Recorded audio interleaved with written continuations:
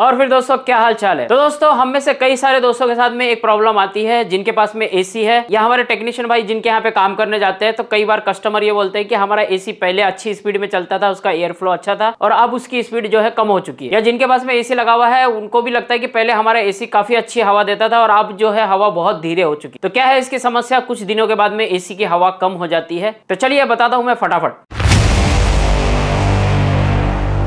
तो दोस्तों जैसा कि मैंने बताया कि अगर आपके यहाँ पे एसी लगा हुआ है, पहले उसमें अच्छी हवा आती थी, फुल स्पीड में हवा आती थी, अब धीरे धीरे करके उसकी हवा जो है धीरे आने लगी है, तो इसका मतलब ये नहीं है कि उसमें कैपेसिटर खराब है। और यदि किसी ने नया एसी लगाया और उसमें ही एयर फ्लो उसका कम है, उसकी हवा कम है, तो ये उस एसी की प्रॉब्लम है। जो मैं यहाँ पे समस्या बता रहा हूँ वो समस्या उसमें नहीं आती, नए एसी में तो बिल्कुल ही नहीं आती। तो हवा कम होने की सबसे पहली समस्या है फिल्टरों का चौक होना। अगर आपके स्प्लिट एसी या विंडो एसी के अंदर उसके फिल्टर जो चौक होंगे, गंदे होंगे बहुत ज्यादा, तो आपको एयर फ्लो उसका कम लगेगा, उसकी हवा आपको कम लगेगी और कूलिंग भी आपको कम देगा। तो उसके लिए तो एक ही समाधान है कि फिल्टरों को निकाल के साफ करके वापस लगा दीजिए, आपकी ये समस्या सॉल्व हो जाएगी। दूसरी समस्या, यदि आपने फिल्टर वगैरह सब साफ करके लगा दिए फिर भी उसकी हवा कम लग रही है, तो उसका मात्र एक ही कारण हो सकता है, जो फैन ब्लेड होते हैं इंडोर यूनिट के या विंडो एसी के, वो क्लीन नहीं है, वो गंदे होने की वजह से भी होता है। आपने देखा होगा कि हमारे घर का जो सीलिंग फैन होता है वो अगर गंदा हो तो हवा कम लगती है, यदि उसको साफ कर लिया जाए तो आपको हवा उसकी ज्यादा लगेगी। तो ऐसा ही हमारे एसी के अंदर भी होता है। अगर एसी के, जिसे हम फैन ब्लेड भी बोलते हैं और ब्लोअर भी बोलते हैं, यदि वो पूरी तरह से चौक होंगे या गंदे होंगे तो भी आपको उसकी हवा कम लगेगी। तो उस कंडीशन में आपको फिल्टर तो साफ करने ही करने हैं, साथ में आपको ब्लेड भी चेक करना है, ब्लोअर भी चेक करना है कि वो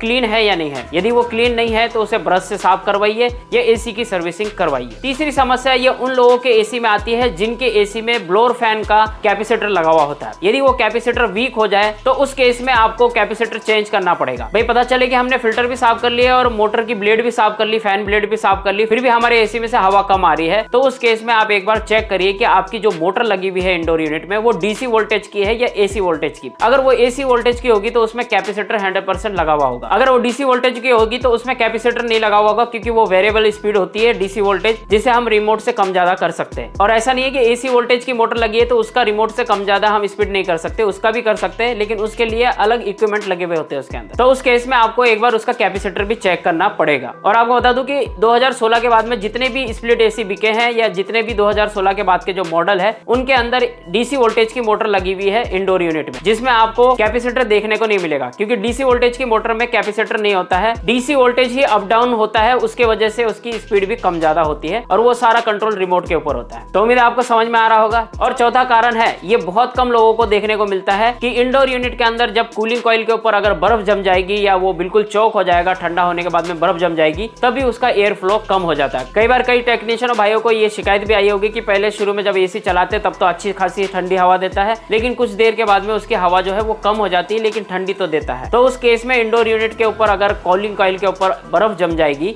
तो भी ये समस्या आती है। तो उस केस में आपको उसकी गैस वगैरह चेक करनी पड़ेगी, वो टेक्निकल प्रॉब्लम है, गैस वगैरह भी चेक करनी पड़ेगी, उसकी पंपिंग भी चेक करनी पड़ेगी, और इंडोर से आउटडोर को जो कनेक्ट होने वाला पाइप है वो कहीं से पिचका हुआ तो नहीं है वो भी चेक करना पड़ेगा, कहीं गैस कम तो नहीं हो गई वो भी चेक करना पड़ेगा। ये सारी चीजें चेक करनी पड़ेगी, तब जाकर के पता चलेगा कि इंडोर यूनिट में बर्फ किस वजह से जम रही है। तो उम्मीद है दोस्तों आपको यहाँ पे सारी चीजें समझ में आ गई कि आपका स्प्लिट एसी हो या विंडो एसी हो, वो हवा कब और किस समय कम देता है और किस कारण से देता है। तो मेन जो 2 रीजन मैंने आपको बताया है कि आपका इंडोर यूनिट का हो या विंडो एसी का हो, फिल्टर हमेशा साफ रहना चाहिए और फैन ब्लेड हमेशा साफ रहनी चाहिए। और ज्यादातर कारण यही होता है कि फैन की स्पीड कम होना। तो उम्मीद करता हूं कि यहाँ पे आप सभी को समझ में आ गया कि एसी धीरे धीरे हवा क्यों कम देने लगता है। तो यदि फिर भी मन में कोई सवाल हो, कोई भी सुझाव हो, नीचे कमेंट करके बताइए, या इंस्टाग्राम पे, फेसबुक पे मुझे फॉलो कर लीजिए, वहां पे भी आप मैसेज करेंगे तो उसका भी रिप्लाई मैं जरूर करूंगा। और उम्मीद करता हूँ ये वीडियो आपके लिए काफी हेल्पफुल रहा। तो प्लीज वीडियो को लाइक कीजिए, क्योंकि आपका लाइक ही मेरी मेहनत का फल है, और वीडियो को शेयर कीजिए ताकि और भी हमारे इस फैमिली का हिस्सा बन सके। और चैनल पे नया हो तो नीचे लाल बटन पे क्लिक करके सब्सक्राइब कर लीजिए, जब भी हम नए वीडियो रहेंगे हर वीडियो से आपको कुछ ना कुछ सीखने को जरूर मिलेगा। तो thank you so much watching this video. मिलते हैं अगले वीडियो में। हमेशा अपना और अपनों का ख्याल रखिए। Always keep smiling.